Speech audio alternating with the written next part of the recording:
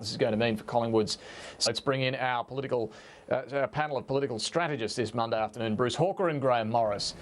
Now, welcome to you both. I want to look at state political events of the last few days. Firstly, to Queensland, if we can, and we'll get back to New South Wales. But Queensland, we're in a situation now, what are we, less than 2 months since Labor's shock election win there, making Anastasia Palaszczuk Premier. And there's a real risk the government could fall. Bruce Hawker, this is all about the member for Cape York and previous criminal convictions and another investigation. Police have now formally begun into another matter. He's been booted out of the Labor Party. He's been having some eye surgery today and hasn't decided whether he'll stay or go from Parliament. Where do you see all of this heading? Do you think he should leave Parliament? And what will that mean for the Labor government? Well, I think he probably should leave Parliament because the people of Cape York elected somebody to represent them as the Labor member of Parliament. If he can't do that anymore because he's no longer a member of the Labor Party, then I think he should probably go. Having said that, I suspect he probably won't go unless he's committed an offence that warrants his removal, and I'm not sure that there's any suggestion of that at the moment.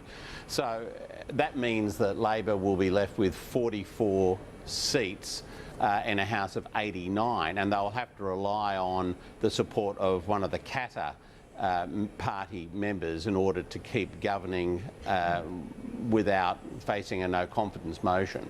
So it's not a good situation. So if they got those two Qatar MPs, they'd still have a majority just. They would. And my guess is that Anastasia Palaszczuk will be working closely with them to secure their support.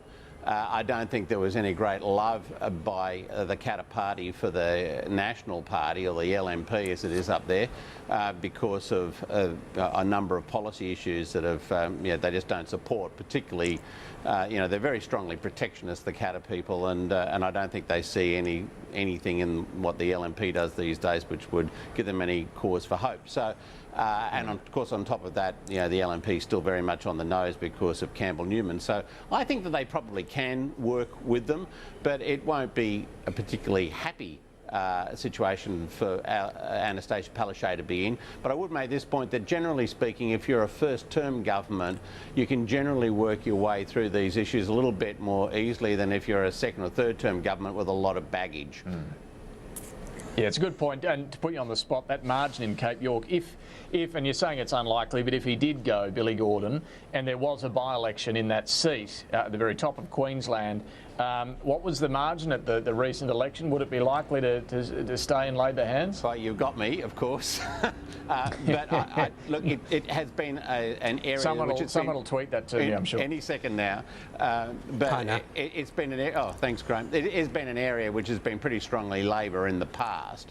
It's got a big Indigenous population up there. I think if there were a by-election, Labor would be in a pretty good position to be re-elected because, frankly, they haven't done anything to offend in the 2 months that they've been in office. So, Grahame, what's the margin there, and what do you reckon the chances are of a by-election? Well, look, it has been a Labor seat for a long time, since the early 50s. I think an independent held it and a Nat held it for briefly. But even so, Billy Gordon only won with about 38% of the vote. So if there was a by-election, and if a really, really good candidate like a Noel Pearson stood, that by-election could go anywhere. But look, David, I think you reckon that could happen? Eh? Noel Pearson, you reckon that could happen? Well, I don't know. It sounds like a damn good idea to me. He'd run as an independent, I think, if he did. I also don't know. I don't know why Noel would go into state parliament. If he was ever going to go anywhere, he should go to federal parliament. But I think the first thing for the Premier is to put a hand up and say, "I will not take this, accept this bloke's vote." Some of these allegations are pretty rough. And while I'm at it, whatever happened to the Labor Party sisterhood? If this was anyone else in any other party, they'd have been out there tweeting for days and jumping up and down. Absolute silence. Well, they've booted him out of the party. I'm told the two-party result was a 6% margin there for Billy Gordon at that election just a couple of months ago. So, Grahame, you're saying the sisterhood in the Labor Party, federally as well, should be weighing in on this? Well, That's right. Just imagine if it was a coalition MP. Crikey. You know, they'd be marching in the street, they'd be tweeting all over themselves. Absolute silence and seriously unusual given the allegations here. But hang on, not from Anastasia Palaszczuk. She hasn't been silent on the issue, and she's the sister that counts in this. She's made it very clear to him that she thinks he should leave the parliament. So I don't think there's much more she can do. The criticism that... what about the criticism from Lawrence Springborg and others in the LNP, Bruce, that Anastasia Palaszczuk didn't act quickly enough or didn't do enough when she first became aware there had been inconsistencies in when she knew what? Do you think there's any pressure on her handling of this? I don't think so. I think the fact that she has gone out and told this fellow that he should leave the parliament, and she's recognised that he's got legal issues he's got to deal with as well. But she's made it pretty clear to him that she would like him to leave parliament. I think at the end of the day, that's what people look to. What has been her stance on it? If she'd said, "Oh, he can sit there as long as he likes, and I don't care," then I think that there would have been a strong campaign that would have been mounted against her. But frankly, she's done everything right. All right, let's talk about New South Wales now, where it's been a clear win for Mike Baird and the coalition. Graham, to you first on this. It's what the polls predicted. It's not an unexpected win, but it is a reminder, isn't it, that someone can put forward an unpopular reform measure and still win a handsome majority. Yeah, look, it's a terrific job, a terrific result for the Premier and for the, and for the campaign director Tony Nutt. But spare a thought for Barry O'Farrell and his bottle of wine. How would he be feeling today? Look, it was a good result, and I don't care what anyone said. I heard the Labor Party leader saying, "Hey, we're back." I reckon a left-handed orphan bandicoot could have led the Labor Party to win 12 seats back. Anybody could do that.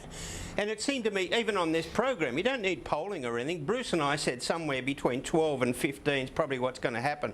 But Labor needed to get about 19 to 20.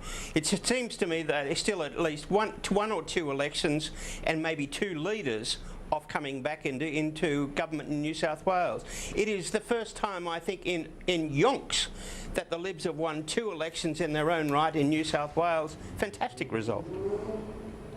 Well, Bruce, it is a long time. We're now a couple of days since the election, so tell us honestly, was it a disappointing night for Labor, do you think? And what did you make of the tactics through the campaign? Yeah, it was a mixed night for Labor. I think the fact that they didn't pick up seats like Balmain and Newtown are real structural issues that they're going to have to deal with. And of course, they pushed hard in Ballina and Lismore, and big swings were recorded against the National Party, a 31% swing against Thomas George, I think it was, in Lismore. And so you got these massive swings. Labor did very well in the regions. They picked up Port Stephens with a 21% swing. They got a 17% swing to them in Goulburn. But in suburban Sydney, it wasn't such a strong result, although, 12% swing in Campbelltown's not to be sneezed at either. So I think it's unfair to say that this was a poor result for Labor. They had to pick up a heck of a lot of seats in order to make any real impact on the government, because they had 69 cents before. This constant struggle for Labor of winning the working class and the inner city voters, it's illustrated in this result, isn't it, where you're not picking up enough of those outer suburban seats and not picking up those inner city seats from the Greens. Well, that was why they were very keen to make sure that they were securing seats on the Central Coast, in the Hunter, and were making inroads in northern New South Wales. Now, they did get inroads in northern New South Wales, but of course the big swing went to the Greens on top of that. Labor actually has spread its base more as a result of this election in New South Wales. They are going beyond Western Sydney in order to secure a better position. And in the past, in 2007, the coalition had 33 seats in the New South Wales Parliament, and they won the next election. So 32, 33, 34 seats is not an unusual number for the opposition to have, and you can come from there. And a quick one, Martin Ferguson, both of your thoughts on this. Should he be booted out of the party for the role he played in the campaign? Bruce, you first. Wow. Gee, I'd leave that up to the party people. I like Martin, but Come on. My affection for him was stretched in that campaign, I've got to say. Okay. And that's as far as I'd go on that. I'm getting together a petition to make him Sir Martin. Well, that's the end of him then. Grahame Morris, Bruce Hawker, good to talk to both of you. Thank you very much for that. We'll catch up again next week. Quick break, back with more on PM Agenda. Stay with us.